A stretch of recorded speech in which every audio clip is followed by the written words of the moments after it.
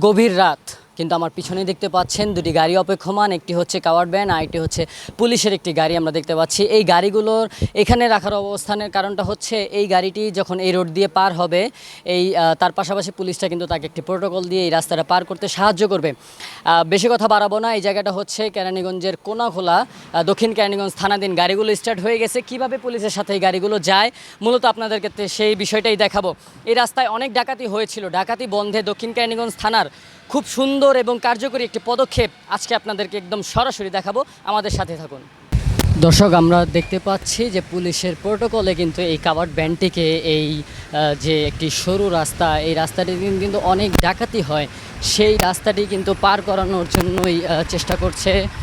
আমরা দেখতে পাচ্ছি সামনে কিন্তু পুলিশের গাড়ি, একদম নির্জন একটি রাস্তায় কিন্তু পুলিশ প্রোটোকলে এই গাড়িগুলোকে কিন্তু এখান দিয়ে পার করা হচ্ছে। আমরা এখান থেকে আপনাদেরকে দেখাচ্ছি দক্ষিণ কেরানীগঞ্জের চৌকস পুলিশ অফিসারদের একটি দল কিন্তু এখানে নিয়োজিত আছেন। তারা কিন্তু ডাকাতি রোধ করার জন্যই এই পদক্ষেপটি নিয়েছেন। ইনশাল্লাহ আল্লাহর রহমতে আমাদের ডাকাতি প্রতিরোধে আমরা যথেষ্ট তৎপর আছি এবং এলাকাবাসীও খুব চেষ্টা করতেছে, আমাদেরকে সহযোগিতা করতেছে।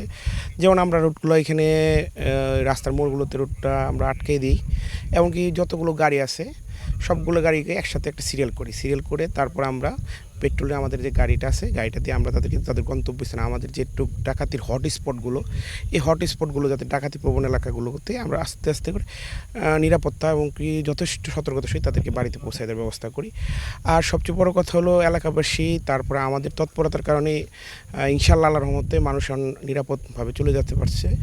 এই আশা করি ইনশাল্লাহ ভবিষ্যতে সমস্যা না। ইনশাল্লাহ এলাকাবাসী তো সচেতন আছে, তারপরেও ওনারা ভালো সাপোর্ট পাচ্ছি এবং কি তাদের সাথে প্রতিনিয়ত আমাদের কথাবার্তা হচ্ছে যে কিভাবে করা যায়, এবং কি কমিটি পুলিশের মাধ্যমে হোক, আমাদের সিনিয়র অফিসারদের তদারকি এবং কি তাদের সাথে প্রত্যেকটা বিটি অফিসার আছে আমাদের, তারপরেও তাদের সাথে যতটুকু ক্লোজলি মিশে, কারণ ডাকাতটা শুধু আমাদের একার না, সামাজিক একটা অপরাধ এবং কি সবার জন্যই খারাপ।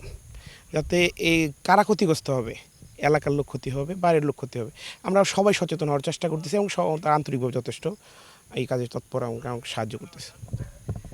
প্রিয় দর্শক, আজকে আপনাদেরকে আমরা যে জিনিসটা আসলে দেখানোর চেষ্টা করেছিলাম সেটা হচ্ছে এই রাস্তাটির নামে অনেক অভিযোগ ছিল আমাদের, যে এই রাস্তাটিতে ডাকাতি হয়, কিন্তু ইদানিং কিন্তু এই অভিযোগটা একদম শূন্যের কোটায় নামিয়ে এনেছে কেরানীগঞ্জ দক্ষিণ থানার যে চৌকস পুলিশ অফিসাররা আছেন। আমি এখানে সবাইকে মিন করে বলছি, ফাঁড়ি হোক বা পুলিশ থানার হোক, আমি সবাইকে বলছি তাদের একটি যৌথ চেষ্টায় কিন্তু এই রোডের ডাকাতি কিন্তু শূন্যের কোটায় নেমে এসেছেন। কারণ হচ্ছে তারা কিন্তু এখন রাত বাজে প্রায় 2টো, তারা কিন্তু এখনও এই নির্ঘুম অবস্থায় মাঠে আছেন বিধায় কিন্তু এই এলাকার জনগণ কিন্তু স্বস্তিতে ঘুমাতে পারছেন। শুরু থেকে আমরা দেখে আসছিলাম যে প্রতিটা গাড়ি এবং প্রতিটা বাইক কিন্তু তারা চেক করতেছিল যে কোন গাড়িগুলো এই রোডে যাবে, যে গাড়িগুলো যাবে তাদেরকে কিন্তু পুলিশ প্রোটোকলে এই রাস্তাটি পার করানোর জন্য কিন্তু তারা এখানে মাঠে আছেন।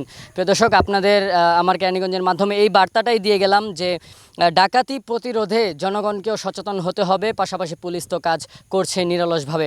আপনারা দেখছিলেন আমার কেরানীগঞ্জ, আমি ছিলাম মোহাম্মদ সাদি।